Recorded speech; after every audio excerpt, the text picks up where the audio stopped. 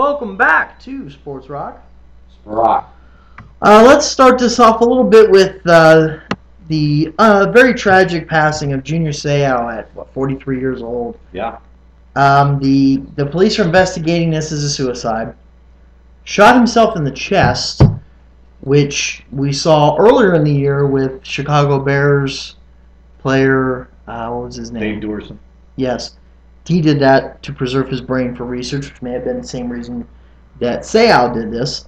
Dorson left a note saying that he explicitly wanted that to happen.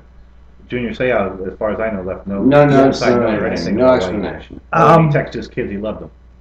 What do you think about this? Do you think that this is due to the long, because he played 20 years, the lengthy career in the NFL, the head injuries? Do you think that this is something that would have happened either way? What is your take on this, Mr. A? My take is this.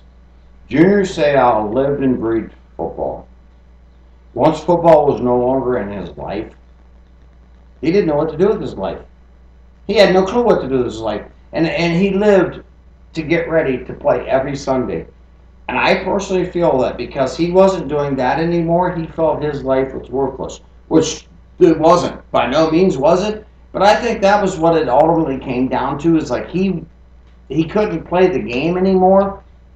And it's like he felt like he didn't have nothing else to live for anymore. I mean, you're a great player like he was, a Hall of Famer, I'm sure. Yeah. Hall of Fame ball player. 12 consecutive Pro Bowls. And it's like it come to the point where he couldn't play the game anymore. It's like he didn't know what to do with his life anymore. It's like, okay, I don't know what to do. I'm done with life. I can't play football no more. I've had enough. I can't do it no more, so I don't deserve to live, which is a sad thing. He had a lot more to give. But I think, in all honesty, I think that might have been a lot to do with why he killed himself, because he felt that he had no more to give. Which is crazy. Do you think that was due to brain injuries, or do you think that was just it just happened? I personally think it was just the way he was, his physical makeup. Okay. Probably from the time he played junior PB football, through high school, through college, through the pros. That's what he did. That's what he loved to do. And I think once it came to the time where no one wanted him to play for him anymore, I think he felt like, it's like, okay, I'm worthless now. There's nothing more for me to give. And I think he quite honestly said, you know what? I can't do this anymore. I have nothing else to give. So he killed himself. Mr. Becknell? Well, I agree with Jimbo that once the bright lights of the National Football League went off of him, and I think he had some issues. I think he went through a kind of a nasty divorce. He's got 3 kids now. I don't know anything about his personal life as far as with his kids or anything like that. It's sad that this guy is a Hall of Fame linebacker. Yes. And he's not going to see himself getting into the Hall of Fame. That is a shame. It's a shame. But it's very possible that after the bright lights go down and all you knew was football. It's sad that was, I don't want to say his whole life or whatever, but the majority of his life was playing the game of football, and he was a guy that couldn't adapt to reality, so to speak, of life after the game. There's a lot of guys that life after the game they just don't adjust very well. They're used to a different regimen of playing and practicing and conditioning, and once that goes away, and you become Junior Seau, the ex-linebacker or whatever, and sometimes that just it eats at you. Whether or not it was from too many hits. I mean, if the guy played 20 years, he took a lot of hits, but damn, he must have been pretty good and pretty sound to play 20 years in the National Football League, because that doesn't get done every day. No, very rare. So it's a sad thing. Do I think it's because he had too many head injuries? No, I'm not going to say that, because there's no physical evidence for me to say that. But I do believe it's possible, like Jimbo said, that once the bright lights go down, this guy was so passionate about football that once that goes away. I thought Dennis Rodman would be dead 5 years after he left the NBA. I really did. But he's gone through tough times. He's been married, I don't know how many times. He's been supposedly broke, and then he says he's not broke. But I mean, once they get away from the game, and they just become regular guys like us, their world's different. I completely agree with both of those takes. I think that it's very hard to say that he had a traumatic brain injury that led him to commit suicide, because look at boxers. Those guys get punched in the head for a living. Yeah. You don't see Muhammad Ali out there shooting himself. You don't see. He can't hold a gun. Well, Yeah. no, He can't even hold that's his true. youngster to go pee. But I mean, you don't see these things with boxing and all that. But somebody had just I just saw on TV that somebody had just played golf with him less than a week ago. Yeah. Guy seemed fine, seemed happy, seemed upbeat, talking about football or talking about whatever. And what happens behind closed doors with people? I think You just don't know. I think what occurred with him in his personal life had just as much to do with what he decided to do than anything else. And we don't know what happened in his personal life. He might have been going through things that nobody really knew about. Absolutely. So Yes. I think it's very much so. hard to blame this on a head injury or blame this on the NFL. I think it's premature, and it's Some guys have physical pain, nothing mental, true. but just Physical. physical pain of playing that they sometimes can't live with. Yeah. Or they feel that they just can't live I with it any can't do longer. this no It's more. not going to get Can't any do this better, no and more. I just can't I take can't do it. it I don't no want to be a burden on anybody. And if you're divorced and you've got 3 kids that probably don't live with you, and maybe you don't see them that often, I don't know. You don't want to be a burden anymore, and you just decide that this is the easy way out, and it's rough. No one can explain suicide. Nobody. Nope. Nobody. Nope. There is nobody that can explain it. It's very sad.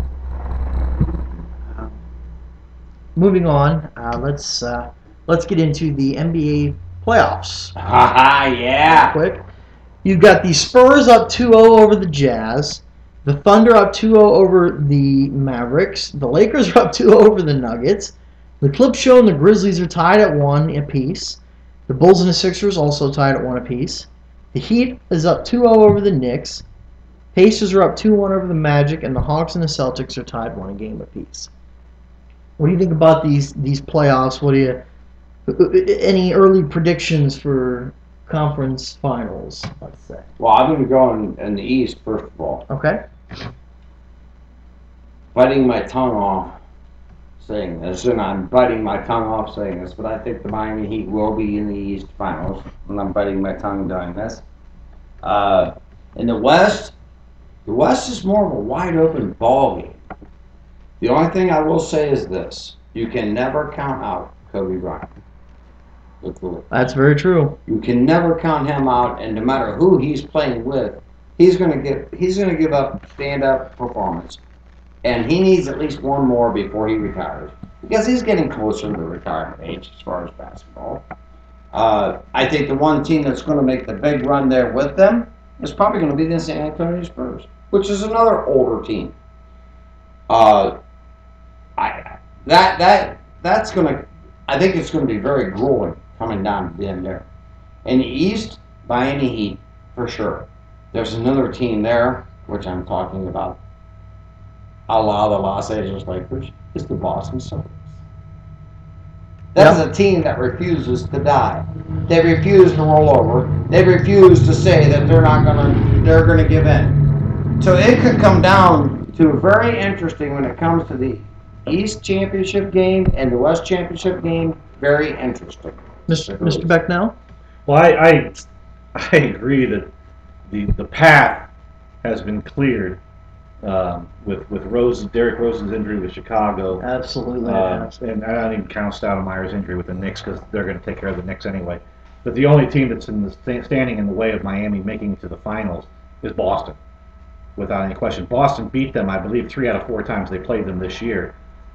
So they have kind of, Pierce gives LeBron James fits.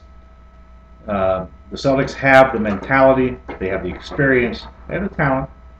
They all got something to prove. But Much I will say, in the West, it is the wild, wild West. Yeah, it's open. It's open. It is. I agree with Jimbo. you cannot count the Lakers out. The Lakers are playing pretty good basketball right now. The Clippers-Grizzlies winner. Clippers, Butler he's out now. The Clippers have just absorbed too many injuries, I think, to be a factor. And I think Memphis may still end up winning that series. But the Spurs and Oklahoma City. Yes, I wouldn't count Oklahoma City out by any stretch. I mean, they're running the top teams in the West. But San Antonio, that must be the Knicks having somebody else hurt. Maybe that's where Stoudemire must have punched another. Even the fan. Oh, fire extinguisher case. Yeah, we'll get the fire department out here. But I agree. You can't count the Lakers out. I think if you want to go, if I want to give you a quick overhaul, I'll say Miami, Boston for the East, and the West. Boy, I'm not exactly sure how they match up. Who's going to be in the second round? If the second round comes out to be the Spurs will play. Oh, the Lakers will play Oklahoma City in the second round. Wow, Yeah. that is a great second round matchup. Probably the best to watch in basketball. Probably the best. I'll go out on a limb. Because I do think San Antonio is a pretty solid team. They've got some age, but so do the Celtics and so do the Lakers in some respect.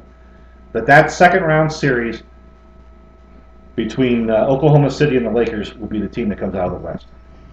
I do agree with that one. I completely agree. I will give you that one. I feel I think it's going to be Spurs Thunder in the West and Celtics Heat in the East.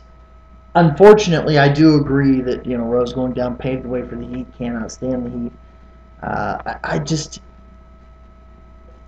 I'm not sure the Sixers are going to be able to hold on to the Heat in a 7-game series.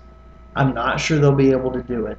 Not enough time. Well, I'm not sure about that. I just think those guys are old, and going up against the young team like the Heat, unfortunately, in a 7-game series might take its toll on those guys. So, I mean, It might, but you don't play. I mean, there's no back-to-backs or whatever. No, that's true. That's true. Yep. There'll always be a day off or two in between. Yeah.